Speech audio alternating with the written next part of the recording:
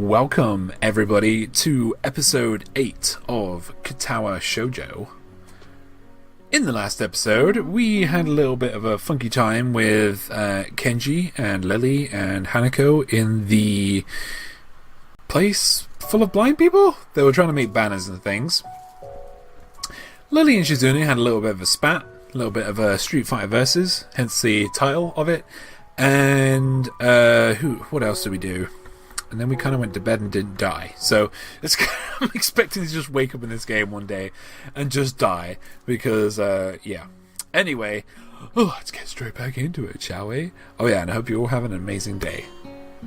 At least ask somebody today if they're having a good day. Anyway, let's go. Hello, James. Exercise. Okay, yes, we were just about to meet Emmy. Or could be Emmy. I mean, I don't know. I'm just assuming. I don't want to jump my assumations. It's not even a word. Anyway. Once again, it would appear that I'm not alone in my run. Emmy has apparently been here for some time. It looks like she's already worked up a good sweat. When in the hell does she come down here anyway? Oh, it's you! I'm surprised to see you again. Why's that? Well, not many people actually managed to come back for a second try. She frowned, seemingly annoyed by a passing thought. Like the rest of the track team, for instance. Still, it's only supposed to be on a volunteer basis, so it's not that big of a shock. And I guess it's pretty early in the morning.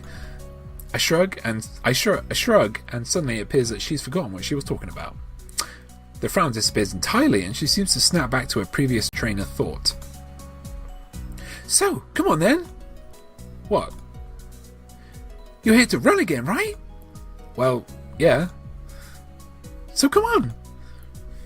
I found myself suddenly grabbed and yanked onto the track. Things seem to be set on mirroring yesterday's run. That is, I seem to be struggling while Emmy moves with an effortlessness that I find enviable. It's incredibly bothersome to be so easily worn out. I know I should be patient, work towards things gradually, but it's difficult to stay positive about this. We round the track and start on our second lap. Emmy seems to have grown impatient, keeping pace with me, and begins to pull away. This is where I gave out yesterday. Will I be able to move more? Take it easy. Take it easy, you got a heart problem there. It's good to do exercise, don't overdo it. I let Emmy go with her own pace, and she doesn't show mercy, pulling half a lap ahead of me in an instant. I don't blame her. I mean, it's not as if I'm really putting up any sort of a real fight out here, is it? Instead, I'm just running at a steady pace, which is what I should be doing, right? There's no need to go pushing my limits at this stage of the game. God, is this even worth it? As we finish the second lap, I break off again. Emmy keeps going, and it almost seems to me that she's disappointed. Well, that's stupid. I don't have anything to prove to her. Come to think of it, I got nothing to prove to myself either. I'm just fine the way I am. And what I'm not is a runner. This was probably a bad idea. Maybe there's something else I can do instead of this. Getting up this early sucks, anyway. There's got to be some other way to keep healthy. Walking, maybe? Nice afternoon walks? Yeah, that sounds good. Running isn't for me. I wave to Emmy and head back to my room. I'll think of something else later.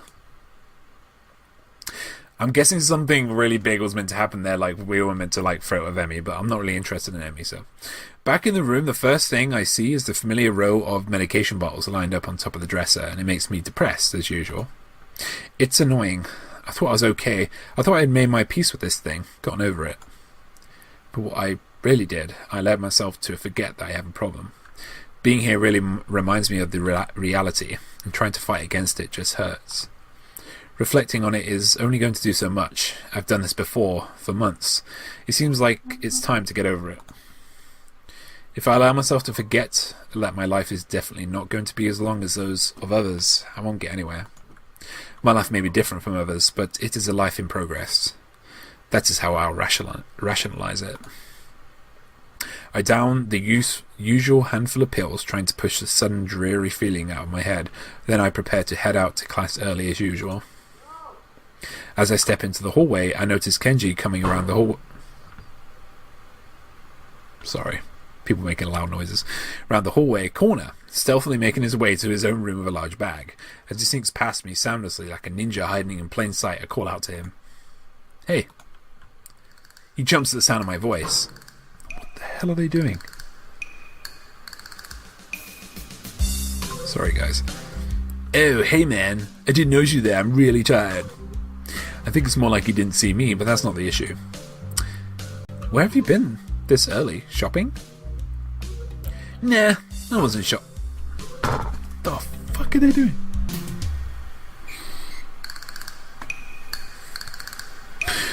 Start again. Got some loud people outside. Nah, I wasn't shopping. Sometimes I have to go visit the math teacher. Yeah, I figured it'd be a good idea to go to find out where the next exam is, since he tells you in advance if you want. So then, it's in the bag?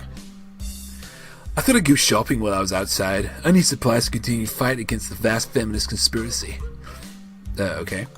I thought you didn't go outside. I wear a hat now.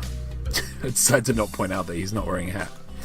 An awkward silence settles between us, and then Kenji breaks it by pushing his door open slowly, releasing a creaking sound into the air that only makes the moment seem more awkward. He sets the bag down inside his room and then closes the door. I'm surprised you went out of your way to make out a test date. Trying to take advantage of an opportunity to study is pretty diligent. I never study. Oh. I just wanted to know when the next test day was. I'm still going to take it, duh. I need to know so I know what day I can afford to skip class. He usually sends out updates on that crap by phone, so I had to step out and check up on it. And why do you have to go out when you can get it on your phone? I don't carry a phone. What do you mean you don't carry a phone? You mean you just leave it at home? Nah, I don't use phones. I don't have a phone. Phones. I have no phone. Why don't you have a phone? How can you not have a phone? No phone at all? No phone? I just don't like phones. Actually, I'm kind of scared of them. I don't know why. I think it's some kind of repressed trauma. But basically, when I hear a phone, I get nervous. It's my darkest secret. I have two theories on it. Either I have some fear of receiving some undefined, ominous, life-altering doom call, or I was beaten with a phone in the past. Beaten so badly I can't even remember. Beaten in the head. Well, where else could I get beaten with a phone that would make me unable to remember it? The ass? Unexpectedly logical, I feel very depressed now. Sensing this conversation is more or less over, Kenji opens his door again and prepares to head inside. Yeah, I'm gonna sleep, dude. Have a good one. Class is gonna start in like 20 minutes. I already did something today. Too tired to go to school. Hey, you need some lip balm? I accidentally bought 2 because I thought the store had started selling individual AA batteries. Thanks, but no thanks. Whatever, man. He swiftly enters his lair, finally letting me go to the class. For a change, I'm not among the first to come to the morning class. Instead, almost everyone else seems to be here already. I recognize most of my class by their faces now, though the names escape me still. The class goes on lazily. I think I'm starting to get into the rhythm of the school. I've even stopped worrying about taking notes and being overtly attentive. The first days, I was pretty high-strung in class. Mutu finishes his lecture about electricity early, but continues about a pause about the festival. So, as you know, the festival is on day after tomorrow. I hope everyone's projects are going to be successful this year. Have a good time, but always come Sunday. Please keep the meaning of this festival in your minds. Games of fried food! Everyone bursts out laughter, and so do I. Yes, thank you, Mikado. But what I meant more, the remainder of his sentence is buried beneath the ring of the lunch bells, and everyone starts packing their things. Mutu deliberates for a moment, but since almost nobody seems to be paying attention anymore, he gives up and sits down. It's crowded in the hallway, or as crowded as hallways in the school probably get. Most of the students seem to be heading down for the cafeteria. Hisao! I'm going to make you a one-time only super extra special lunch offer. Emmy's homemade lunch boxes and the privilege of enjoying them in private with 2 bombshell beauties. Her overly flirtatious sales pitch echoes in the hallway, a remarkable feat since it's full of people. Emmy strikes a very confident-looking pose as an attempt to one-up her own ridiculousness, puffing her very modest chest and making the V for victory sign with her hand. Sounds delicious. To what do I owe this honour of being invited? You stood there looking really lost and sad, so I thought you could use some company. That is probably the most depressing reason imaginable. So how about it? You're probably really lonely and would eat that awful cafeteria food all alone otherwise. I'm kidding. Sure, I'll have your lunch offer with pleasure. Let's go to the roof. The roof? Why the roof? Because it's on fire. Throw your hands in the air. Because that's where we eat lunch. And if I don't get up there, then she'll probably wander off, and then I just don't know and then I just know she'll go hungry because she never packs a lunch for herself. Who will? Come with me. Without answering my question or waiting for a response, she grabs me by the arm and drags me through the hallways.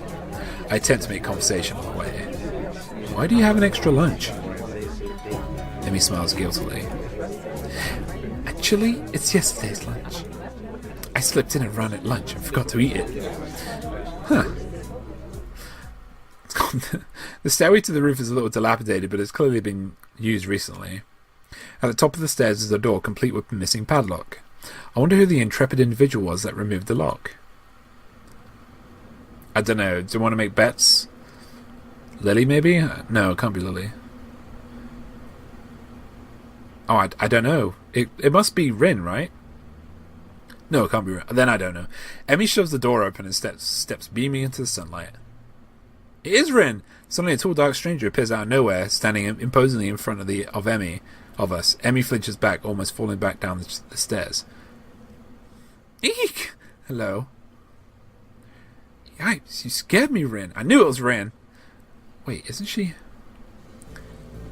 Hello? Noticing that Rin is speaking to me, Emmy looks curiously at me. You two know each other? I look confusedly at Emmy. She's that friend of yours? Rin has turned her gaze towards the clouds drifting above the school. I didn't know you knew this person, Emmy.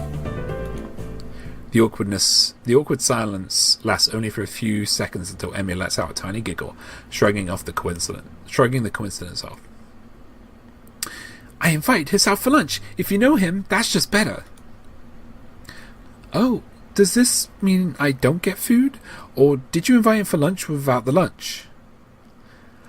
Neither. I have food for 3. Nice thinking. They walk to the other end of the roof while I stay at the clock tower for a while, taking in the atmosphere. There is nobody else but us here, and I guess the roof is not as popular as it is in other schools. A few rundown benches and tables are scattered across the edges, perhaps in an attempt to make the rooftop look less desolate. The small pebbles covering the roof rattle beneath our feet. I peek through the chain-link fence to take a look at the schoolyard grounds and beyond. Students are strolling in pairs and groups around the quadrangle and at the cafeteria. A few delivery trucks are driving past the school towards the convenience store nearby. Somewhere, a watchdog barks at a passerby. Somehow, when I look towards the town centre, the small town feel strikes very strongly, almost palpably. The hectic lifestyle of big metropolises seems so far away and foreign here. Nobody has to run to catch a bus like their life depended on it, or to get their senses overloaded by the neon lights and traffic jams. I feel surprisingly optimistic about this new life of mine, looking at my new hometown, even if it's going to be mine for only one short year. Finding out about my illness and having to move away from home all came so suddenly I haven't had time to think about how I feel about it. When I step out the shadow of the clock tower to open, I feel warmth touching my back. The sun shines from a perfectly clear cerulean sky. A cool breeze sweeping over the rooftop makes me shiver, but only briefly. The wind carries a scent of trees and flowers, not smog and car exhaust like it used to, just a few weeks ago. Emmy settles on a bench with Rin in tow and produces 1 big and 2 small lunchboxes from her bag. Come on, Hisao, what are you waiting for? She's beckoning me to join them, making room on the already small bench. Oh, hello. I seat myself on the corner of the bench to take as little space as possible. It's pretty cramped, but somehow all 3 of us fit on it. Impressive you. Emmy suppresses a giggle and places a lunchbox in front of Rin, hands another lunchbox to me. Here you go, lunch, as promised. Homemade, no less. I'm impressed. Wow, this looks really good. Thanks. I made them myself when I can. I make them myself when I can. Conversation dies also as I set about the business of feeding myself. Taking a few bites, I glance up and notice Rin deftly opening the lunchbox and popping a fork full of food into her mouth using only her feet. Even though I've seen it before, I cannot help but be impressed at her dexterity. It's also a reminder of the sort of place I am in right now. Will I ever get used to sights such as this? I can't decide if getting used to such a thing will be a good thing or a bad thing either. Does getting used to this place mean that I'm giving up on being a normal person? Or does it just mean that I'm becoming more understanding about those around me? I'm distracted from my thoughts by the sight of Emmy tearing into her lunch as if it had insulted her ancestors. You seem pretty hungry. Emmy looks up, mouth half full, and swallows before nodding. My morning runs always work up an appetite. Which is great, because then I burn through lunch pretty quickly. Helps me keep my girlish figure. What would happen if you lose it? Would you become a man? I've really choked on my lunch trying not to laugh. It's a figure of speech. Does your figure have to run in the mornings too? Do you always talk like this? Talk like what? Like what? I think that answers my question. Never mind. So, I struggle to think of small talk and settle on the obvious question. How'd you two meet? Rin seems content to let Emmy answer this question. Someone in the housing department thought that we'd complement each other well, so we were assigned rooms next to one another. Complement each other? Like shoes and a suit. Huh? Emmy giggles at my confusion. Put us together and we got all our limbs, get it? Ah. So I started helping Rin get ready in the mornings and that was that. I mean, you can't help someone get dressed every morning and not get along. I see. Rin chooses this moment to interject. I have trouble with shirts. Right, that seems fairly obvious. Really? Kind of? This isn't helping, but at least Emmy seems to find the whole thing funny. That, combined with the fact that Rin is genuinely curious, makes me feel slightly better and yet confused. I mean, you've got no arms. So putting on a shirt seems like one of those things that would be difficult. You know what? I'm going to just stop talking now. It'll save me a lot of trouble in the long run. Rin nods in what I suspect is meant to be a sage manner. I see. The conversation turns as I turn my attention back to my lunch. It's really quite good. Emmy finishes the lunch first and makes a contented noise. Ah, that was good! As she busies herself cleaning up her lunch, Rin speaks up. I'm thirsty. Oh, I almost forgot about that, sorry. With a flourish, she reaches into her bag and removes a trio of juice boxes. She tosses me one that appears to be cranberry juice, one to Rin that appears to be some kind of strawberry milk, complete with pink colour scheme, and keeps an equally pink box of some kind of fruit punch for herself. Rin dexterously stabs her straw through the top of her box and begins to drink. I'm once again impressed by how flexible she is, but this time I keep my comment to myself. Somehow I don't think either Emmy or Rin are the sorts of people to think twice about the way they work around their particular disabilities. Rin especially so. Indeed, she gives off the impression of being entirely unaware that she's missing any limbs at all. Whether or not that's a conscious decision is another matter. I'm honestly not sure. So, Hisao, how do you like it up here? It's quite nice, actually. I like high places. For the view. Thanks for inviting me up here. And for the lunch, too. Emmy grins a 1,000-watt grin, pleased by my response, I suppose. No problem. Feel free to eat with us next time, too, okay? I won't make you lunch, but you can bring your own up here. The lunch service? I don't know. Emmy looks mock offended. Trying to take advantage of my good nature? The nerve. She giggles. Well, if that's your answer, I guess Rin and I will just keep eating lunch all alone. I'm suddenly assaulted by the most heart-rending puppy dog eyes I've ever seen as Emmy pouts. Kidding, I was kidding. I'd love to eat lunch up here again. Good location and the company's okay too. Amy frowns a bit at my declaration of okay, but seems happy enough that I've accepted her invitation. I guess this makes us friends now. Or at least acquaintances. The lunch bell rings, signaling a return downstairs. Rin, you didn't finish your lunch again. I wasn't hungry. If you don't eat more, you're going to fade away. Rin shrugs as if this is an acceptable risk. Come on, we'd better get going. The three of us head down the stairs together. The afternoon class passes. Once again, I find myself without a plan for something to do after school, so I head to the library to return a couple of the books I finished reading. Walking inside, I see that there are about as many students here as there were on Tuesday, all the more evident from the almost total silence enveloping the room. Whoa. As I drop the books I'd borrowed into the return slot in the counter, Yuko suddenly pops up from behind it, quite startled from the banging they make as they hit the trolley next to her. Oh, sorry, Yuko, I didn't mean to startle you. No, it's fine. It happens a lot. I'm used to it by now. Can I help you? It's okay, I think I know where everything is. Thanks anyway. I suppose I'll grab another book or two while I'm here. There's not much to do, and after reading so much during my stay in the hospital, it's become a hard habit to break. I wander down to the fiction section towards the back of the library, scanning the bookshelves for anything that catches my eye. As I do, I look over to the corner where Hanako had been the last time I was here, not expecting anything to come of it. Hanako, yay! Surprisingly though, she's there, absorbed completely in a fairly thick book. I decide against intruding on her like last time and get back to finding reading material. But, after an indiscernible amount of time spent perusing the aisles, I finally decide on a couple of books to get and slide them off the shelf. With a minimum of fuss, I quickly walk over to the counter, check out my books, and pop them into my bag as I walk out. I just realised I don't have my hood on. God damn it. My immersion.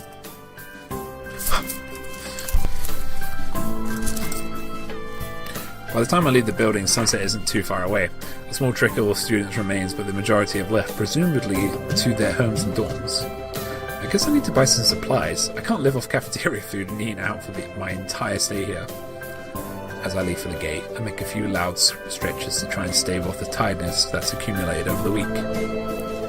As passing through and round in the corner though, I see a solitary figure walking downhill towards a small town below.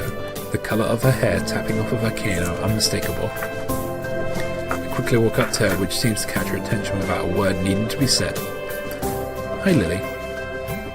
She takes a moment to place the voice, slightly adjusting her head to face a bit more towards the source of my voice as she does. Hisao? Yep, that's me. She seems to have a good memory for voices. The fact she actually remembered is a pleasant surprise. Good evening. What brings you here? Once again, she gives a small polite bow, and once again I reply in kind before realising that I needn't do so. Just going into town, you? My, what a coincidence. Doing the same thing, eh? I usually go shopping on Fridays. She pauses for a moment, suddenly looking a little lost. That said, Hanako usually comes into town with me. Not lost, but worried. The two do seem to keep pretty close tabs on one another. It's kind of surprising that Hanako would just forget Lily like that. I notice her reading in the library. She probably just got caught up in a book. She lets out a small sigh of relief. Thank you. She has a habit of doing that. Avid reader? Right. She doesn't like being around crowds of people, so reading away from everyone lets her relax a bit. Although she probably didn't intend it, I can't help but grimace as I recall my first meeting with her. Hardly wanting to bring it up, I remain silent as we quietly continue to walk down the quiet road. Tap, tap, tap, tap. With road-bereft cars and the students of Yamaku increasingly far behind us, the quiet rustling of the leaves and the measured tapping of Lily's cane against the sidewalk are all that can be heard. It's kind of nice, especially compared to the hustle and bustle of where I used to live. Before I know it, I've relaxed so much that a loud yawn escapes before I can control it. Tired? Yeah, I've been running ragged these past few days. That's an understatement to be sure. Transferring into a different school would be bad enough, but nothing like this. Well, hopefully everything should settle down for you. The festival's got everything in a spin right now, and you've been plopped right in the middle of things. For a moment I hesitate, but given her apparent tolerance for frankness, I decide to give my full thoughts. I guess. Yamaku's kind of different though. I mean, the formality surrounding everything, the isolation around it, not to mention the most obvious difference. It's kind of a whole different mindset. I suppose I'll get used to it though, in time. She gives a matter-of-fact nod, apparently pleased with my answer. It feels almost as if she's included me in a flock of students she's shepherding, along with Class 3-2 and Hanako. Well, not that I mind, it's nice to get the thoughts off my chest in any case. Looking on the bright side, one could see it as a chance for a new beginning. You should cherish the ability to make new friends. That's optimistic. Nonetheless, it's good to have a positive attitude about such things, I suppose.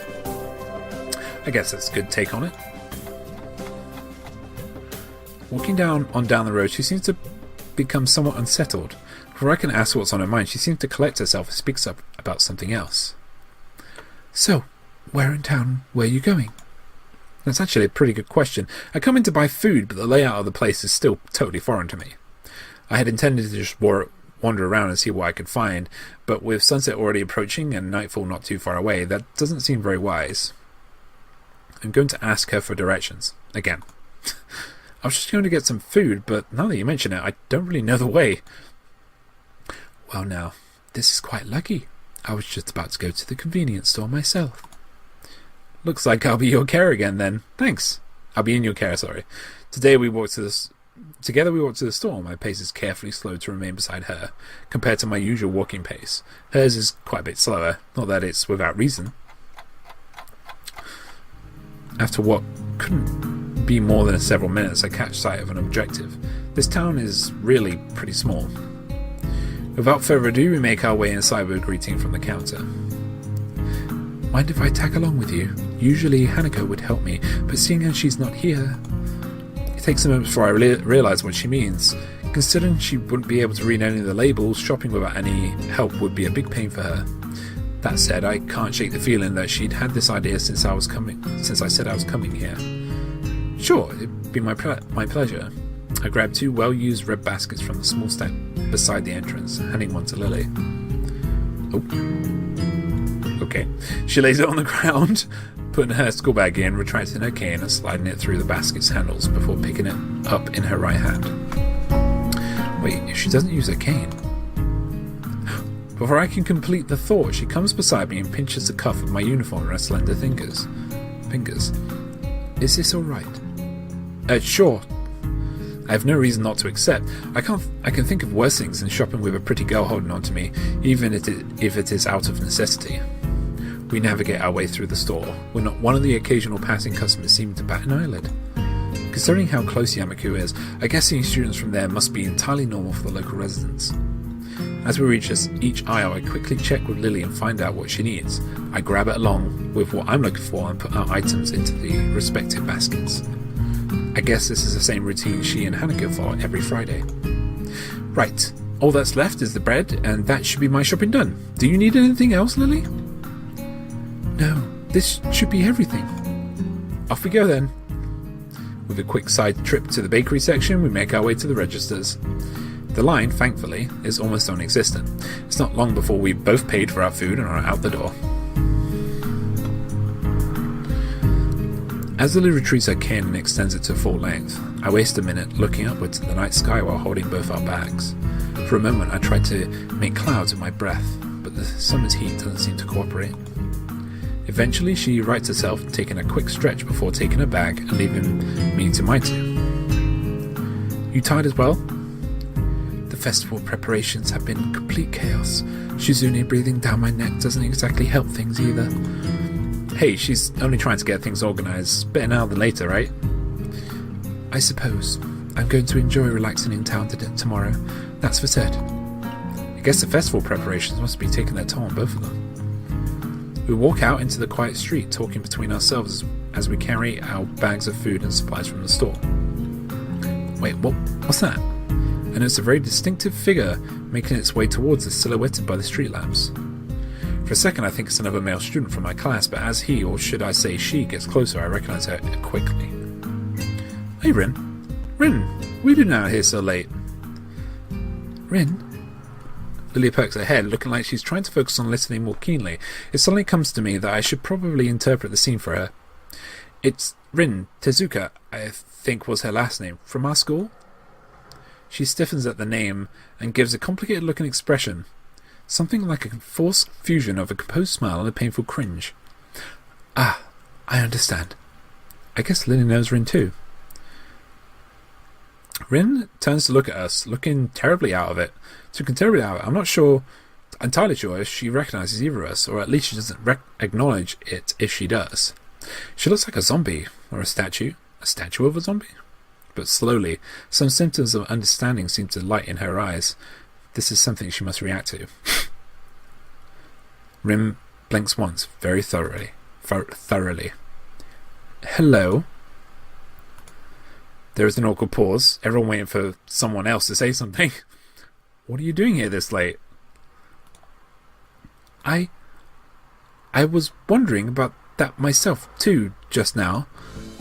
Some people asked that just before. I assumed they were wondering the same. I didn't know. They didn't know either. I asked, that's why I'm wondering. So that was pretty much it. It's a murder mystery without a murder. They were going that way. She turns facing to her right in order to demonstrate the direction the other people went to, as if that was important. Then rotates back like a mechanical puppet in one of those overly complicated clockworks. For a person who gives an impression of being the quiet type, Rin really does use a lot of words to say things that don't need a lot to be said. Unsure if she's finished, I say nothing. Neither does Lily, who seems equally robbed of words for the time being. I think that both of us are in fact just scarred that any response might provoke her to continue. Our stupefied lack of reaction doesn't faze Rin at all. She keeps looking at us expectantly, a calm hint of expression on her blank face. She seems to be that kind of person, always so relaxed. As if bull elephant grade sedatives were flowing in her veins in the place of blood. Do you have amnesia? I don't recall you having anything of the sort, though. No, I don't think it's that. The other passerbys were probably just worried, though. You do look really lost, the way you're standing in the middle of the street. Oh, I see. Maybe I should have taken some other kind of pose in that case? I pondered for a while whether I should chase this angle further or give up for the sake of my own sanity. I decided on the latter. It seems that most of the time it's better not read too deeply into what Rin is babbling about. Talking with Rin is like playing chess with a supercomputer that does seemingly completely random moves as if to mock everything you know about chess. It's like that, except with human interaction. And even if I win, it feels like I'm losing. Damn, it's just like Kenji said, even when I win, I lose. Is this the power of the girls of Yamaku? I pushed the thought aside as too dangerous to consider further. It's probably just Kenji's anti-female propaganda getting to me during a moment of weakness. Yeah, maybe taking another pose might have worked. So anyway, you have no idea what you're doing here? She frowns, looking extremely displeased at either my question, its consequence, or the answer she's about to give. I do have some idea. I can't really tell what kind of an idea. That sounds like progress, at least. Lily sounds as if she's spotted an opening for some kind of discernibly normal conversation. I can't say I share her optimism. Yeah, there is some. Definitely. The rest will come later. I'm sure of it. I always have reasons. The ensuing silence kills Lily's hopes all too visibly. That didn't last long. Rin's, as far as I can tell, and based assurances aside, what should be done? We could just leave her to her own devices, whatever those are, but it's late, and I don't think we'll be getting any thanks if Rin is found standing here in the middle of the night, which she probably will, unless she manages to remember what she was doing here in the first place. As for me trying to guess what might have been going on in her mind when she decided to embark on this adventure, the chances seem to be on par with winning the lottery, several times in a row. Lily is oddly quiet too. I'd appreciate some support from the sidelines here, especially if she's more familiar with Rin than I am. But it can't be helped. It seems her familiarity with Rin is exactly why she's staying subdued. So, I assume you are going somewhere? Not coming back to the school? Any idea where? Her eyes widen in shock and she jolts back in a somewhat artificial way, making it seem like an act rehearsed for situations just like this. Are you a mind reader? Is that your disability? How unique! No, why would you think that? You knew what I was doing. It was just an educated guess. We walked this same street in the other directions before just to get to the store. If you were going to the school, we would have met you on the way. Oh. She looks a little disappointed. Like Kenji, Rin appears quick to jump to completely irrational conclusions. Maybe there's something in the water here. I'll make a mental note to stock up on the soft drinks. You know, that is the second time this week that someone asked if I was a mind reader. Do I really give off that impression? Rin shrugs her shoulders, which is all the answer I get. You know, maybe you should come back with us to the school. Lily interjects just as I'm about to further debunk my alleged mind-reading capabilities. She sounds rather concerned, the paper-thin smile on her face badly disguising that fact. Maybe she came to the same conclusion as I did. For everyone's sake, I decided to let the mind-reading topic drop, as it's entirely inane anyway. Yeah, Lily's right. If you can't remember, there's no point staying here. Rin considers this a rather simple deduction for a moment, then nods. Okay. We start towards the school again, having wasted way more time than necessary with this episode. Speaking of episodes, this is the end of episode 8, guys, because it is time up. We're a little bit late, sorry. We've gone over the time limit. But yeah, I feel like a lot happened in this one. We made a couple of decisions. I mean, we met Rin, we met Emmy. I'm starting to warm towards Emmy now. She's actually really sweet. Still like Hanako more though. I want to know Hanako. Want to know Hanako's story more.